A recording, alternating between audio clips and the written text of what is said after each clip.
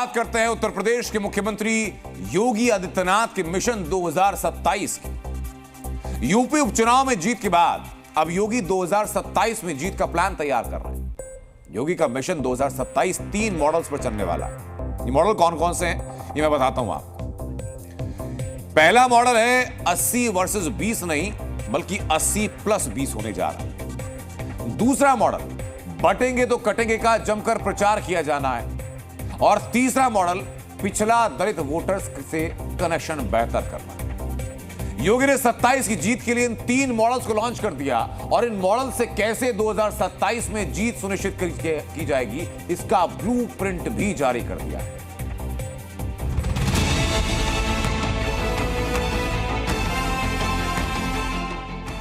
UP उपचुनाव में योगी model की अपार सफलता के बाद अब योगी आदित्यनाथ ने लॉन्च कर दिया है मिशन 2027। यह उपचुनाव 2027 के उत्तर प्रदेश विधानसभा चुनाव की शुरुआत है, जिसमें भारतीय जनता पार्टी एनडीए ने बढ़त प्राप्त करके पहले ही विपक्ष के मन में भय पैदा कर दिया है। अब वो सफाई देते रहेंगे, उनको सफाई देते रहना है, आरोप प्रत्यारोप लगाते रहेंगे, हमें उसकी परवाह के बगैर आगे बढ़ना है। यूपी उपचुनाव में मुस्लिम बहुल सीट कुंदरकी पर जीत हासिल करने के बाद अब योगी आदित्यनाथ ने 2027 के लिए जो मुस्लिम मॉडल लॉन्च किया है उसमें अब की बार बीजेपी 80 वर्सेस 20 नहीं बल्कि 80 प्लस 20 के फॉर्मूले से उतरेगी। बीजेपी के विधायक मंत्री अल्पसंख्यक बहुल क्षेत्रों में संपर्क अभियान चलाएंगे। अल्पसंख्यक समुदाय को सरकार की नीतियों और योजनाओं के बारे में समझाएंगे। योगी सरकार में अल्पसंख्यकों के लिए चलाई जा रही योजनाओं का लाभ बताएंगे। यानी अब 2027 में जीत हासिल करने के लिए योगी ने कुंदरकी मॉडल को पूरे राज्य में लागू करने का निर्देश दिया है। बहनों और भाइयों, कहने की आवश्यकता नहीं कि जिन लोगों को आजमगढ़ और रामपुर कठिन लगता था, इसी सरकार ने आजमगढ़ और रामपुर को भी आसान करके वहां पर भारतीय जनता पार्टी का झंडा गाड़ने का काम किया।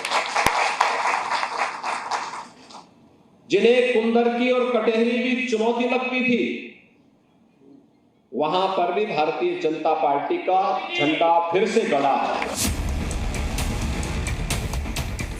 योगी आदित्यनाथ ने उपचुनाव में जीतने वाले विधायकों के सम्मान समारोह में मिशन 2027 का जो खाका पेश किया है उसका मॉडल नंबर 2 है बटेंगे तो कटेंगे और एक रहेंगे तो सेफ रहेंगे के नारे का प्रमोशन।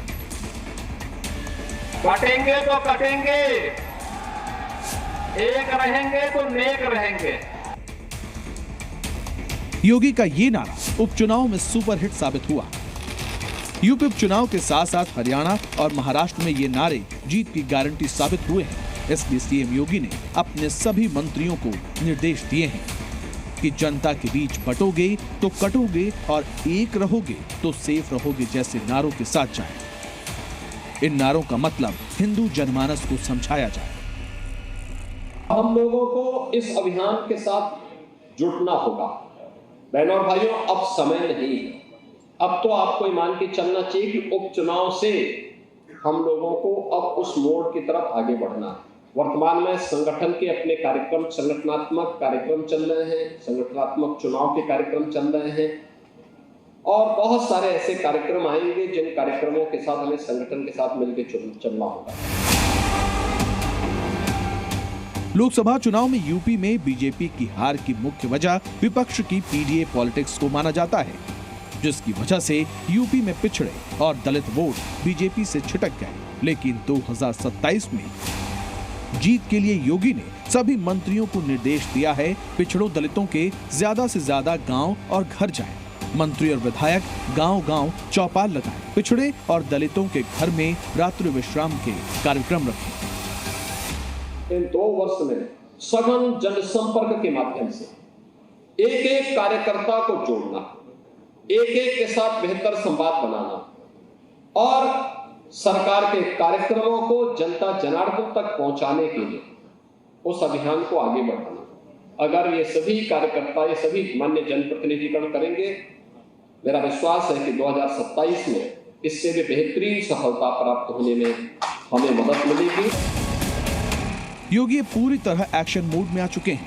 यूपी उपचुनाव में मिली जीत ने बीजेपी का भी जोश हाई किया हुआ है और योगी ने भी अपनी टीम को कह दिया है, जुड़ेंगे तो जीतेंगे। कोई कारण नहीं, अगर हम प्रयास करेंगे तो 2027 में फिर से प्रदेश में कमल खिलेगा, इसमें कोई संदेह किसी को नहीं होना चाहिए। लखनऊ से प्रीति श्रीवास्तव, जी न्यूज़।